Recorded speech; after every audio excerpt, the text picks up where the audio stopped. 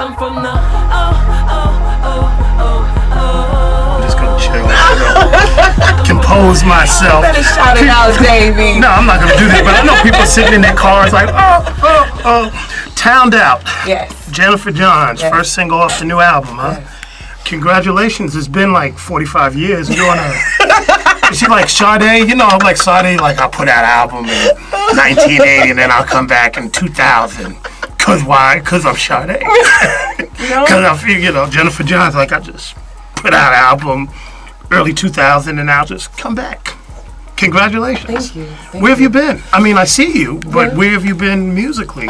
What's taking so long? What's taking so long? I needed to remember why I did it.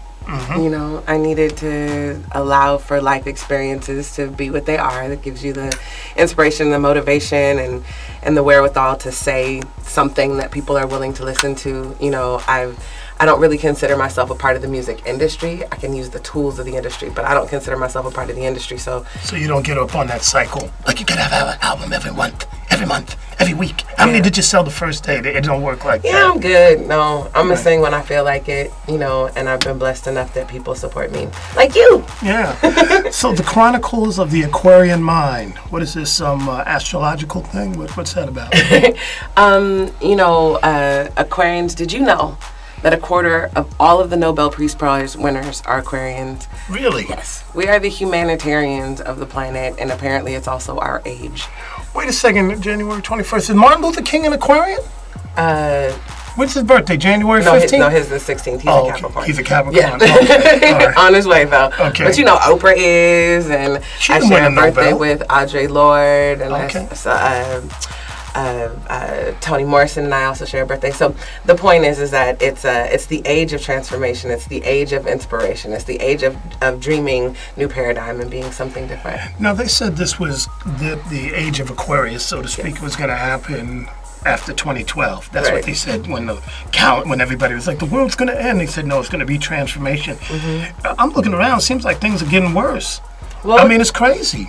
I think that maybe circumstances, like the physical circumstances, may appear to be worse, but I think that the spirit of mankind is definitely transforming. There are more people who are willing to have conversations about how the spirit manifests in the physical now than there were before, you know. Now, with the musically speaking, how have you transformed? You know, I don't know. I've just grown up a lot. I've just grown up. Yeah, I mean, I think being bi-coastal, traveling not just as a musician, but traveling as a food justice activist and so forth, just my experiences are sitting in my music a different kind of way now. Right. Do you feel a pressure to have to represent your political viewpoints or fill a void for the voiceless when you're doing your music?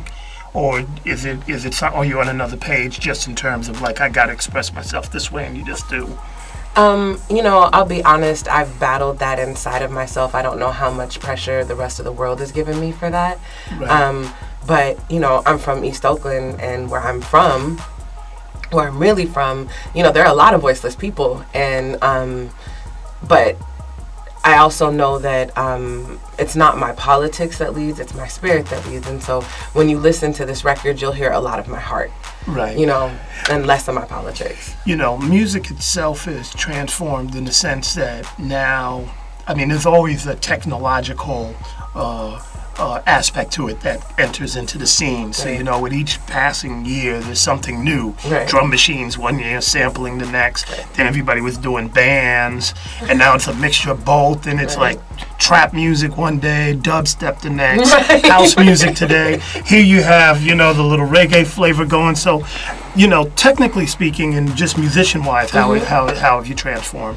I would say this record is very Afro-diasporic, so I pulled from, you know, brown people from throughout the world to make this record. So I listen to a lot of Fela, I listen to a lot of Sizzla, I listen to Angelique Kidjo, I listen to Sade, I listen to Bob.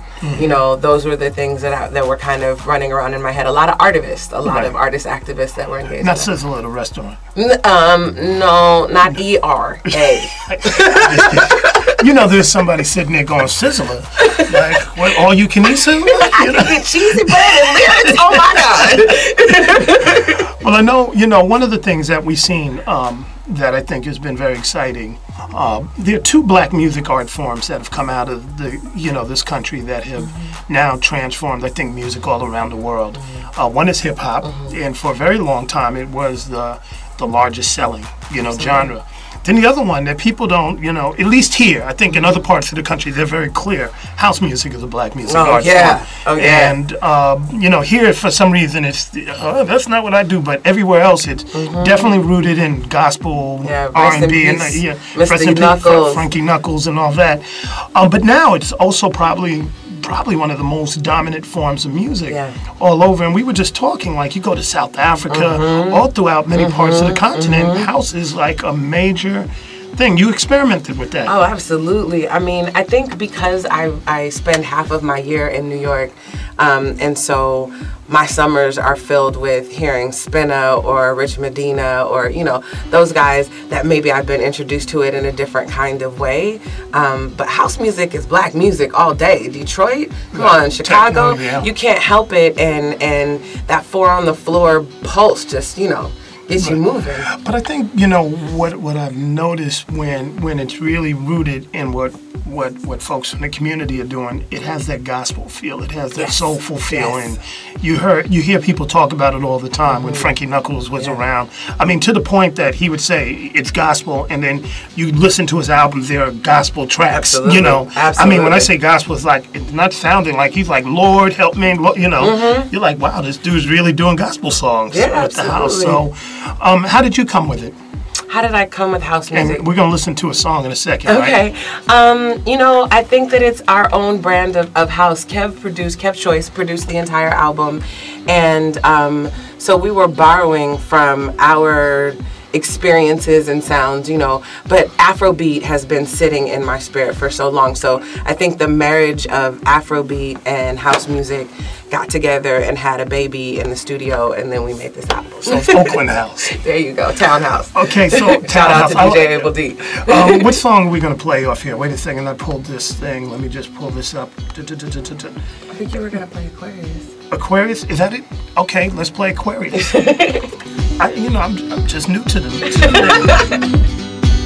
can smell the rain are coming, dancing in the clouds to cover the song. And the wind is changing season, hints to reasons, discover what's to come.